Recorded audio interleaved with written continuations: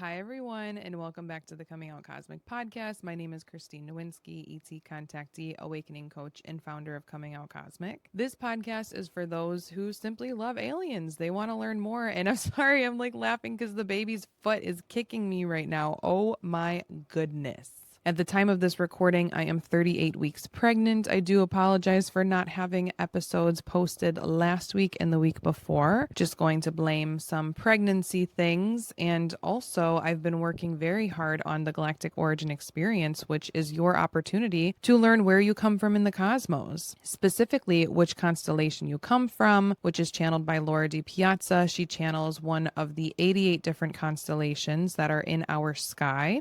And I've been filming a lot of videos about if you're from this constellation, this is which ET race you're most likely associated with, all that kind of fun stuff. So if you haven't checked out the Galactic Origin Experience, you really should, because Laura also channels your higher self and figures out which 3 crystals will help for you to connect with your specific constellation and ET race. And then it is created into a beautiful crystal bracelet, all packaged up beautifully, sent to you in the mail. You get a QR code, and the QR code will link you to the video series of your personalized channeled reading, your crystals, and your bracelet, and a whole bunch of other resources. So that's what I've been up to the last couple of weeks. But today on the podcast, I really wanted to talk into something more fun. And what's more fun than talking about the reptilians? You know, I always keep it high vibe around here, but I've been inspired to do a good, positive, high vibrational podcast episode about the reptilians because I just feel like it's needed right now. And so specifically, I wanted to talk about good things about having reptilian friends, or good things about having a relationship with a reptilian. Because yes, you most likely have reptilians around you. You most likely have friends who have a very high percentage of reptilian DNA. You might have a boyfriend or a girlfriend who's heavily influenced by the reptilians in a 4th dimensional way. Please know that this is my own interpretation of reptilians in relationships based on my own experiences. There are some people out there who have had some pretty shitty experiences with reptilians. I mean, myself included, but I can now look back at those experiences and see the good in them. Not everybody can do that at this point. And specifically, the people that I'm talking about in this podcast episode are people who were confirmed reptilian through my quantum healing hypnosis therapy session, QHHT. For those who don't know what that is, it's basically a very, very deep past life regression therapy. I went to Holly Duckworth in Durango, Colorado, who is a level 3 QHHT practitioner. She actually studied underneath Dolores Cannon, who is the pioneer of QHHT, or I should say was, because she passed in 2014. So it's kind of hard sometimes to find somebody who actually studied right when Dolores was alive. Another thing that I like to say about when talking about the reptilians and knowing one is that not all reptilians can shapeshift. So I don't know these people in my life as reptilian because they shapeshifted in front of me, although the one, his eyes would turn black a lot. So I guess that is kind of like a shape shifting. But anyway, mostly I know these people to be reptilian through that QHHT session I had. And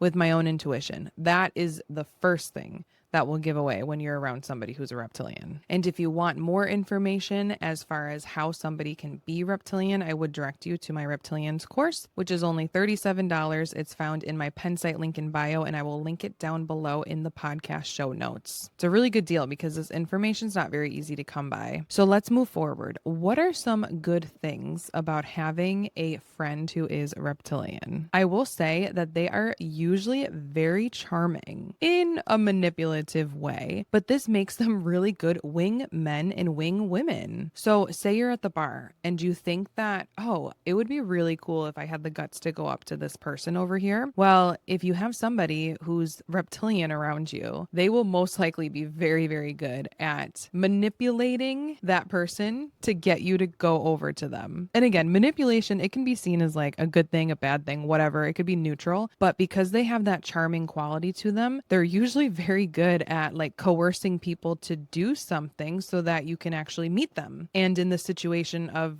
finding a date in public, this could actually be very beneficial. Another good thing about having a friend who is reptilian or has a high percentage of reptilian DNA, they're usually pretty blunt. Like, they don't often take shit. And this could be because usually they're very honest. They don't really have a ton of empathy. And this is because the reptilians don't really resonate a lot with having a ton of emotion. I'm not saying that reptilians don't have emotions. I do believe they have emotions. Unlike the gray race, they are said to not have any emotions whatsoever. And this is the race that usually abducts people a lot and does experiments on them. But when it comes to reptilians, they just are often very cold. I mean, think about like a lizard, literally cold-blooded. And because of this, they are more often likely associated with being more blunt and more truthful. This could be a very positive thing to have in a friendship. Reptilian friends could be good people to go to the gym with because usually they are very conscious of their physical appearance. And again, this has to do a lot with the reptilian way of trying to manipulate others. And a lot of times they will try to manipulate others through their good looks, through their charisma. So if you're looking for a gym buddy that's going to hold you accountable, you might be looking for a reptilian friend. They might also give you very good style, makeup, fashion advice because again, they are very much into appearing good, appearing pretty, appearing charming. And this is sometimes a subconscious thing. A lot of times people don't even know that they're reptilian or they've got reptilian DNA that's on the high end because I believe that most human beings have reptilian DNA, hence the reptilian brain. But these people are usually very, very attractive and they're very into vanity, into being vain. There's nothing wrong with that. These are the friends that are going to help you prepare for a date and tell you bluntly whether you look like shit or not.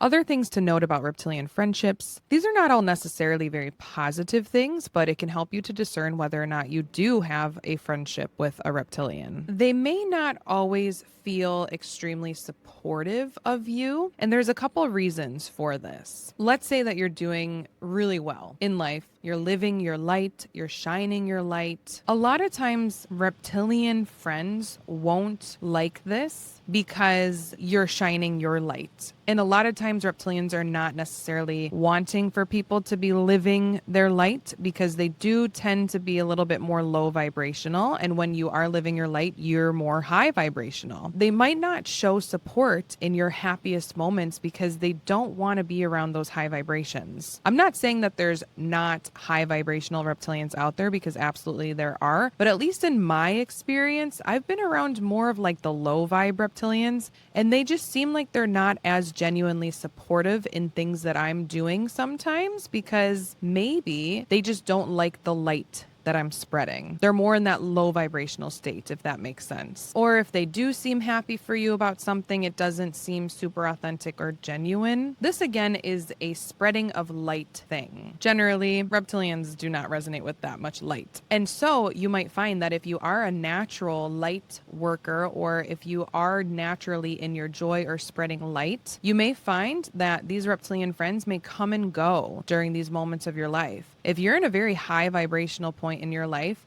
and let's say you just got married or you're having children or whatever is high vibrational for you, you might find that some of these reptilian friends might fall off the radar for a little while because they cannot physically be in that high vibration of your light because it annoys them, or literally from like a quantum physics point of view, the vibrations don't align, so they physically cannot be near you. Now, on the other side, sometimes they'll try to feed off of that natural light that you're giving. And by them feeding off of your natural light, they may actually be lowering your vibration because they're feeding off of your light. So if you find that some of your reptilian friends are like around you and they're not 100% genuinely happy for you in the most authentic way, but they're still around you, it could be that they're feeding off of your light. So if you're starting to feel a little bit low vibrational because of that, or bad about yourself or down about yourself in these high vibrational moments, just know that it could be the people that are around you that are feeding off of your light, and that person could display reptilian characteristics or have some high reptilian DNA within them. So watch who you're hanging out with. I know that with my one reptilian friendship, we actually fell off and didn't talk to each other for like a year or so. And I don't even remember what caused that explosion. I just remember that the vibrations were not aligning. There was just like a feeling of, I cannot be around this person anymore. I'm going to take a break. And I think it was a vibrational thing. And even now to this day, we're kind of touch and go. Like sometimes we'll be around each other, sometimes we're not. It really really is a touch and go type of thing, and it has to do with the vibrations. The vibrations don't always align. Literally, when we are around people, our vibrations have to align for us to even be experiencing them physically in our reality. So if you're around somebody who is more of a low vibe reptilian, you might notice that you start to sink lower down to their low vibration so that you can even physically be near them. Or the flip side, they're going to start to raise their vibration so that you can physically be near them. Again, this is a quantum physics thing. It's a vibrational thing. I'm not going to pretend that I know that much about quantum physics, but it does truly resonate with me and make sense with me to understand that in order for us to be around people within the same vibrational frequency, they have to resonate within that same type of vibrational frequency. So you're either raising your vibration or lowering your vibration to be around certain people. And usually if you're around a reptilian, you might be lowering your vibration, but not always. Keep in mind, good and bad and all, different types of vibrations and all. But this is the experience that I've had with them. Now, another way in which you might find you have a reptilian friend is if you notice that this person likes to press your buttons or likes to identify your triggers. They actually will get like a high from triggering you because it'll put you in a low vibrational state and they'll feed off of that low vibration. Yes, I've experienced this many times with my one reptilian friend and it can be quite annoying, but something to note when somebody does trigger you, it's actually an opportunity for you to identify where you still need some healing. And again, just because somebody triggers you, it doesn't mean that they're reptilian, but this is just my experience with my one reptilian friend who does like to trigger people often. And you can tell that this person gets a high off of it and mostly enjoys triggering people. And it's because this person is feeding off of those vibrations. So the best thing to do in this type of situation is to just not react or just to become aware again of your triggers and see what type of healing still needs to be done so that you aren't reactive in those types of situations.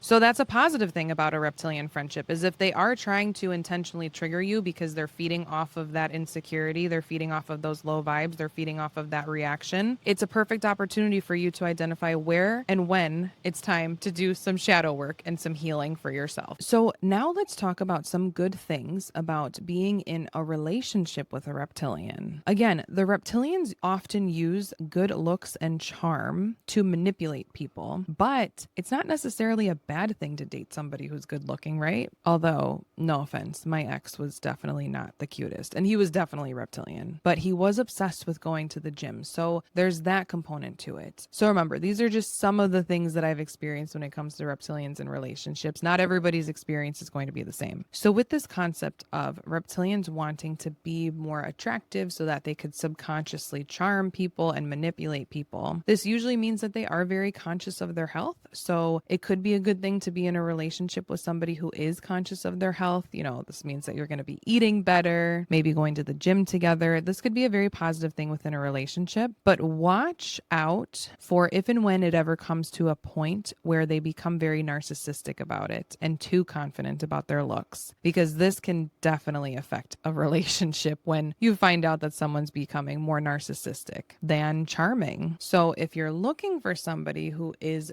physically strong, a reptilian might be someone for you. Another positive thing about being in a relationship with a reptilian is because they tend to be more manipulative, they do tend to love bomb you, which love bombing is just a general term for giving you a ton of affection in order to usually manipulate you. But hey, if you like to be pampered, if you like to go on vacations, if you like material things, love bombing might be perfect for you. God, I feel like I'm really trying to convince people to date a reptilian, and it's not like that at all. I'm just trying to find the light in a reptilian relationship, because my reptilian relationship was very, very toxic for 2 years. Very, very toxic. But looking back, I'm like, okay, well, what are some of the good things? Because I have people on TikTok all the time who are like, oh my God, the father of my baby is reptilian. How am I supposed to deal with this person? Or, oh my gosh, I believe I'm married to a reptilian and I just don't even know what I'm supposed to do. Like, you don't have to do anything. Sometimes these things are in our soul contracts to date somebody or to be married to somebody who's reptilian or to have a friendship with somebody who's reptilian because they're there to show us something. They're there to help us heal in some capacity. Maybe it's a karmic thing. I do know that my relationship was a karmic thing. I learned in my QHHT session that in a past life, I was unable to escape this toxic reptilian energy, and my ex apparently was my father in this lifetime. I was unable to escape it, so I had to redo this whole reptilian masculine relationship in this lifetime, but in a different way. And I learned a lot of different lessons along the way. But anyway, just going back to some of like the good things about reptilian relationships is the whole love bombing. And so for me, the love bombing really came in the form of always going on vacation with my ex. We went to Mexico City, we went to Miami, we went to Maine, Key West, Cincinnati, Puerto Vallarta in Mexico, San Pancho also in Mexico. I love Mexico. So we went there often. We went camping all the time. So this was a form of manipulation on his part to keep me happy in the relationship. It was also a form for us to both escape our reality, because I say it was a very toxic relationship. I think it was a very toxic relationship for us both. I'm not going to place all of the blame on him just because I believe that he's reptilian. I think that it was a mismatch in vibration and in frequency, and we often just got on each other's nerves. And it was a lot more than just getting on each other's nerves. There was a lot of bad toxicity in that relationship. But at the same time, we did go on vacation a lot so that we could run away from all of the toxicity. So moving on to another good thing about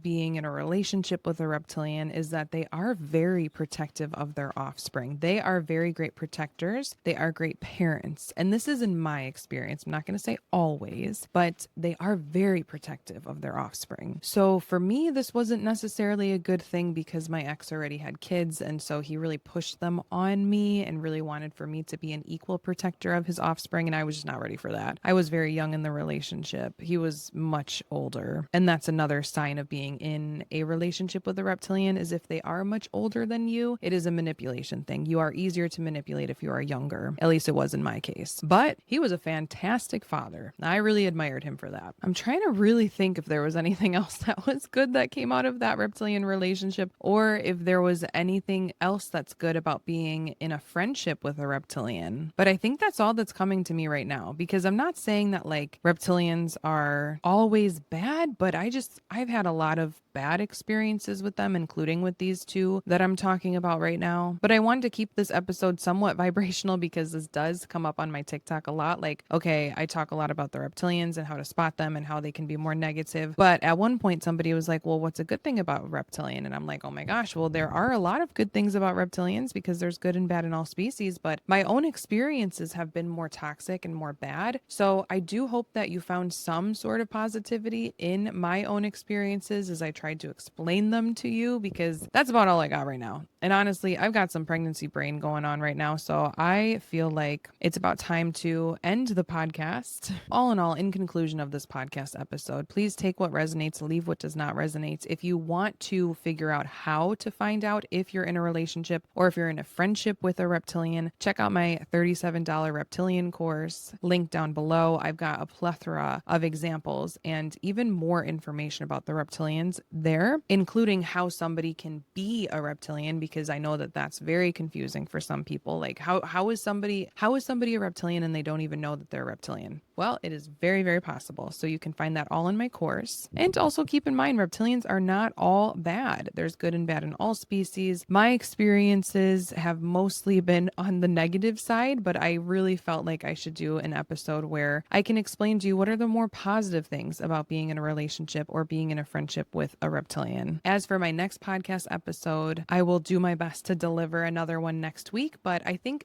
baby number 2 will be here by next week. So wish me luck on the socials, and I promise to keep up with podcasting as much as possible because this is one of my favorite platforms. I love talking to you guys, and thank you so much to my listeners today. If you haven't already, please like, subscribe, pass on this podcast to other people. I know that you guys are really enjoying it, and I really do enjoy doing these for you. Check out the Galactic Origin Experience as well, because you can find out if you come from a constellation where reptilians come from. We actually had 2 people so far who come from a constellation where reptilians are pretty prominent, but there's also other reptilian snake-like serpentine beings that are not associated with the shadowy aspects of reptilians that you could come from. So check out all of that and more in the links below, and I can't wait to see you in the next podcast episode. Bye.